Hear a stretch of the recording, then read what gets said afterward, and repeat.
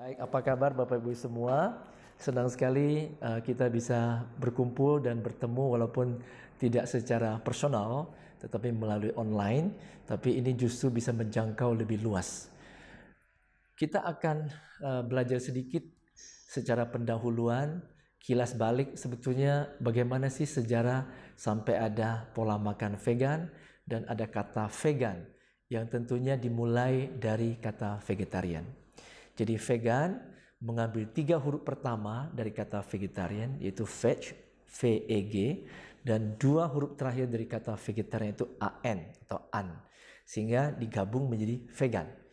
Cara pronunciation-nya, cara menyebutnya ya, ada beberapa versi memang. Mungkin Bapak Ibu bisa dengar ada orang tertentu yang menyebutnya vegan, ini yang paling umum kita pakai. Ada yang bilang vegan, kemudian ada lagi yang menyebutnya vegan ya. Jadi banyak sekali cara pronunciation-nya. Tapi yang paling umum yang kita sebut atau yang kita lafalkan di dalam pertemuan-pertemuan internasional adalah vegan. Atau dalam bahasa Indonesia paling gampang vegan. Bahasa Indonesia tidak ada yang salah, pasti vegan pembacaannya ya. Tidak seperti dalam Inggris yang ada yang menyebutnya bermacam-macam. Tetapi yang jelas adalah vegan ini kalau kita terjemahkan ke dalam bahasa Indonesia itu mudah sekali. Saya bersyukur ada satu kata dalam bahasa Indonesia yang persis dengan tepat dan singkat menjelaskan arti vegan, yaitu kata nabati. Nabati artinya vegan. Jadi kalau saya bilang pola makan vegan artinya pola makan nabati. Bahasa Inggrisnya plant-based istilah ilmiahnya. Jadi Bapak Ibu kalau membaca artikel-artikel jurnal-jurnal ilmiah, kebanyakan tidak menulis kata vegan, tapi sering disebut plant-based. Jadi kalau diet vegan atau vegan diet juga disebut plant-based diet. Nah, sedikit kita kilas balik. Kata vegetarian itu mulai dari kapan? Bahkan dia itu dari kata apa? Dan artinya apa? Nah, disinilah salah kaprah sering terjadi di masyarakat. Orang pasti berpikir, ya, kebanyakan berpikir seperti ini. Kata vegetarian mirip sekali dengan kata Inggris yaitu vegetable, yang artinya sayur. Dan sesungguhnya bukan demikian. Jadi kata vegetarian bukan diadopsi dari bahasa Inggris, yaitu dari kata vegetable yang artinya sayur, bukan. Tapi kata vegetarian diperkenalkan ke dunia dari Inggris ya, sejak di Inggris, yaitu pada tahun 1842. Jauh sebelum adanya organisasi vegetarian modern. Jadi 1842 sudah ada kata vegetarian diperkenalkan di Inggris. Dan kata vegetarian diambil dari kata Latin, bahasa Latin, yaitu kata vegetus. Dan vegetus itu sendiri tidak berarti sayur atau vegetable, tapi vegetus berarti life, hidup, fresh, segar, dan kadang-kadang diartikan vigorous, semangat. Ya, jadi vegetarian dari kata vegetus yang artinya hidup, segar dan semangat. Bukan berarti vegetable. Jadi konsep tentang vegetarian, vegan cuma makan sayur tok itu tidak benar. Ya, vegetarian ataupun vegan bisa memenuhi kebutuhan gizi seimbang. Baik itu karbohidrat, protein, lemak sebagai zat gizi makro maupun vitamin dan mineral sebagai zat gizi mikro. Lalu kita lihat pada tahun 1847 dipelopori oleh Joseph Brotherton dan teman-teman, mereka mulai membentuk yang namanya UK Vegetarian Society pada tahun 1847. Kemudian berkembangnya waktu, berkembangnya penelitian-penelitian ilmiah baik di bidang kesehatan gizi maupun environment atau lingkungan dan faktor-faktor etika, budaya itu membuat perkembangan lebih lanjut yaitu upgrade dari vegetarian menjadi vegan. Apa bedanya? Bedanya adalah pada konsumsinya makanan. Jadi kalau di vegan, karena tadi kita udah katakan dia dari kata nabati atau diartikan nabati dalam bahasa Indonesia, plant-based, berbasis nabati. Sehingga pola makannya hanya mengandung nabati, tidak lagi memasukkan makanan-makanan hewani menjadi bagian daripada pola makannya. Jadi kalau di vegetarian itu masih ada berapa kategori.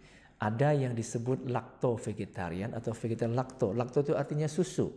Jadi konsumsi nabati plus susu ataupun produk olahannya atau dairy product. Nah ini banyak sekali jumlahnya di India. Bisa sampai sekitar 400 juta penduduk India menjalani pola makan diet yang kita sebut lacto-vegetarian. Kemudian ada lagi yang lebih luas, yaitu lacto-ovo-vegetarian. Itu tidak hanya memasukkan produk-produk susu, termasuk produk telur di dalam pola makannya. Dan ovo itu artinya telur. Jadi kalau lacto-ovo-vegetarian, vegetarian lacto-ovo artinya vegetarian yang konsumsi nabati plus dairy product atau produk susu dan produk telur. Dan ini memang jumlah yang banyak di dunia. Jadi saat ini diperkirakan menurut survei di setiap negara, total penduduk dunia yang menjalani pola makan vegetarian maupun vegan yang dengan berbagai kategori vegetarian tadi, lacto-ovo maupun lacto, itu hampir 10% dari total penduduk dunia. Jadi lumayan banyak, walaupun hanya 10%, tapi kalau kita lihat nominalnya cukup banyak, hampir 700 juta penduduk yang menjalani pola makan vegetarian dan vegan. Lalu pada tahun 1944 dipelopori oleh Donald Watson dan istrinya dan teman-temannya juga di Inggris, mereka membentuk yang disebut UK Vegan Society. Jadi ingat 2 tahun penting, 1847 berdirinya UK Vegetarian Society, yang kemudian diikuti 3 tahun kemudian di Amerika Serikat juga terbentuk American atau US Vegetarian Society pada tahun 1850. Kemudian tahun 1944 mulai berdiri yang disebut UK Vegan Society oleh Donald Watson tadi beserta istri dan kawan-kawan di Inggris. Dan kemudian terus berkembang sesuai dengan penemuan-penemuan baru di bidang hubungan gizi dan kesehatan, gizi dan penyakit ya. Akhirnya lebih berkembang lagi sampai detik hari ini kita punya organisasi vegetarian di berbagai negara, termasuk di Indonesia, termasuk di luar negeri. Dan kita punya satu organisasi yang disebut World Vegan Organization yang kebetulan saat ini saya yang menjadi founder presidennya. Baik, saya kira ini sedikit gambaran tentang perkembangan vegetarian maupun vegan yang memang awalnya kita mengenal istilah vegetarian kemudian menjadi vegan. Nah, kalau kita lihat hari-hari terutama tahun-tahun terakhir tahun 2018, 2019 bahkan di majalah ekonomi yang sangat terkenal di Amerika, Forbes Magazine, yang tulisnya Forbes ya, itu di awal tahun 2019 di bulan Januari diturunkan sebuah artikel yang judulnya 2019 tahun vegan. So the year of 2019 is the year of vegan. Di situ dipaparkan bagaimana dunia sudah banyak sekali memperkenalkan pola makan vegan, bahkan sangat luar biasanya di bidang makanan-makanan cepat saji.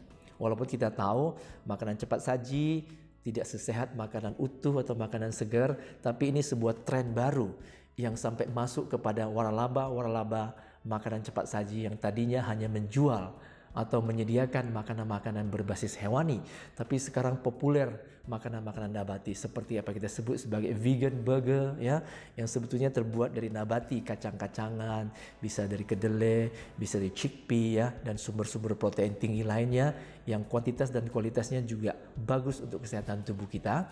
Dan kemudian kita lihat gara-gara itu menjamur di banyak sekali waralaba yang bersifat internasional, membuat makanan-makanan tersebut sampai naik daun.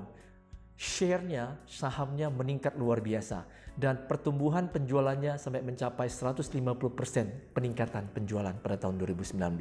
Seperti orang-orang terkenal, orang-orang kaya, sebut saja Bill Gates ya, sebut saja Li Ka-shing atau Li Ka-shing dari Hong Kong.